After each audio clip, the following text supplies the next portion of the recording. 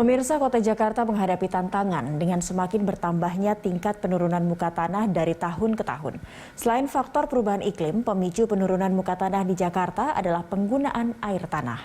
Lalu apa saja yang sudah diambil untuk mencegah Jakarta tenggelam? Kita ikuti laporan reporter Erel Raka dan juru kamera Rio Cornelianto, serta pilot drone Muhasin Jalal.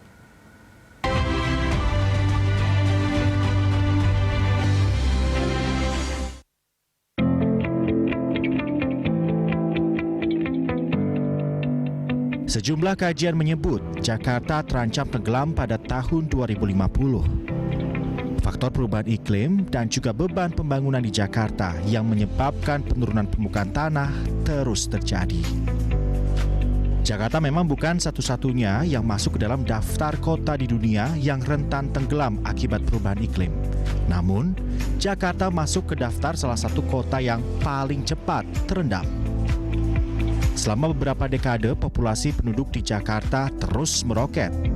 Pembangunan kota Jakarta juga berkembang sangat pesat. Sayangnya, pembangunan ini juga menambah beban dari tanah Jakarta. Penurunan muka tanah rata-rata di Jakarta setiap tahunnya turun 2 hingga 12 cm. Bukan tanpa alasan, semakin banyak penduduk, kebutuhan air bersih juga akan terus meningkat. Alhasil, membuat ekstraksi air tanah besar-besaran dan tidak bijaksana dilakukan. Akibat pengambilan yang tak terkontrol, membuat kekosongan akuifer di bawah tanah yang akhirnya menurunkan muka tanah di Jakarta. Air sumur, air pump ya. Sejak kapan udah nggak pakai air sumur lagi, Pak? Kayak gini. Pas ada pam masuk aja. Pam masuk ya, Pak? Ya? Iya. Oh, oke. Tapi tetap ini dipakai buat nyuci piring. Tetap dipakai untuk nyuci piring ya. Dilasi. Ibu, kalau di sini masih sering banjir nggak? Nggak. Udah nggak ya, Bu ya? Nggak, iya. Tapi kalau air ambil di mana? Di pam. Pam ya, Bu ya? Ya. Jadi bukan ambil sumur lagi ya? Bukan. Pam sejak dari kapan itu, Bu? Udah lama sekali. Udah lama ya? Ya. Oke, siap. Terima kasih, Bu ya. Warisan persoalan lama ini tak dibiarkan oleh pemerintah Jakarta. Sejumlah program untuk antisipasi sudah dilakukan. Meskipun masih ada penggunaan air tanah, warga pesisir sudah menggunakan air pump sejak beberapa tahun belakangan. Gubernur DKI Jakarta Anies Baswedan mengatakan, sejumlah program yang berjalan untuk mengurangi ketergantungan masyarakat pada penggunaan air tanah sudah membuahkan hasil. Pengambilan air tanah di DKI Jakarta diklaim berkurang dan jumlah titik muka tanah yang turun dari 20 titik kini tersisa 5 titik. Pengamat tata kota Yayat Supriyana mengatakan sejumlah program sudah dilakukan pemerintah, mulai dari pembangunan tanggul pantai, pelayanan PAM hingga memperkuat perpipaan telah berjalan dengan baik. Namun antisipasi lain menuju pelayanan air bersih perlu dilakukan secepat mungkin. Isu tenggelam sudah lama kita suarakan. Dan itu sudah menjadi bagian dari sebuah perencanaan. Karena isu ini kan sebetulnya udah 10 tahun yang lalu, 10 tahun lebih kita bicara. Saya sudah bicara juga tentang masalah ini. Dan kebijakan yang dibuat oleh Pemprov DKI adalah memasukkan persoalan mitigasi bencana itu di dalam rencana tata ruang. Dan itu sudah ada di dalam rencana tata ruang Jakarta 2010-2030. Ya, menjadi bagian dari skenario menghadapi kemungkinan masalah itu terjadi. Dan yang kedua, ada upaya bagaimana mengurangi dampak dan masalahnya. Itu artinya satu, mengurangi dan membatasi pengambilan air tanah. Itu kan sudah dilakukan. Ada izin-izin yang memang harus dievaluasi, izin yang harus diperketat, kemudian pengawasan di lapangan, apakah betul terjadi pencurian air atau tidak.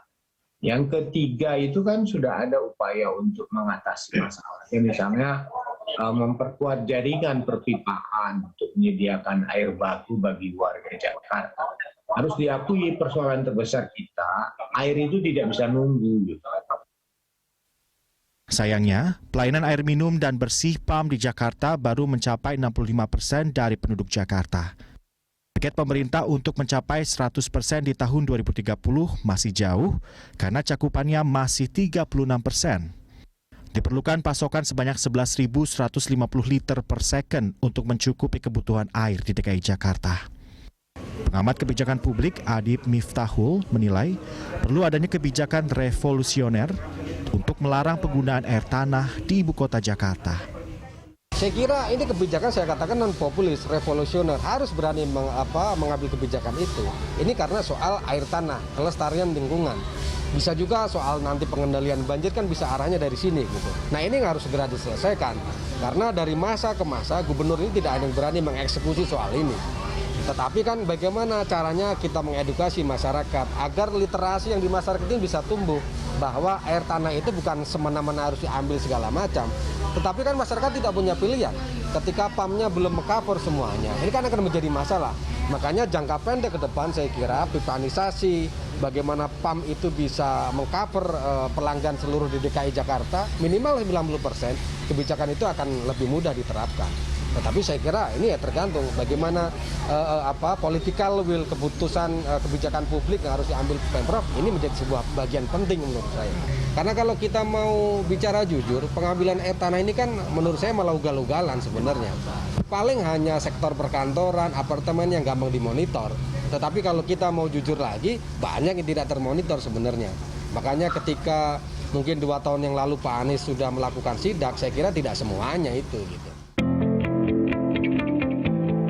Dampak nyata, Jakarta tenggelam telah banyak ditemukan di kawasan pesisir Muara Baru, Jakarta Utara.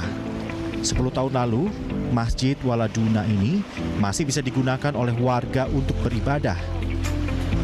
Banjir rob yang terus terjadi setiap tahunnya telah membuat bangunan masjid ini tak lagi bisa digunakan. Begitu pula dengan rumah-rumah warga yang ada di sekitarnya. Siapa sangka dalam kurun waktu 11 tahun saya harus melepas sepatu, tetapi bukan untuk masuk ke dalam Masjid Wal Aduna. Karena Masjid Wal Aduna kini sudah hampir terendam sebagian dari badan masjid. Dan tentunya harapan dari masyarakat, warga DKI Jakarta, bahwa ini menjadi titik terakhir dari rob abadi di Jakarta. Sehingga penanganan yang cepat dan kebijakan yang tepat, ini tentunya harus dilakukan oleh pemerintah. Tidak ada kata terlambat, tetapi keputusan dan kebijakan yang cepat tentunya ini sangat berpengaruh. Sehingga dongeng Jakarta di atas air, Jakarta tenggelam tidak benar-benar terjadi. Ariel Raka, Rio Cornelianto, Muhaisin Jalal, Berita 1, Jakarta.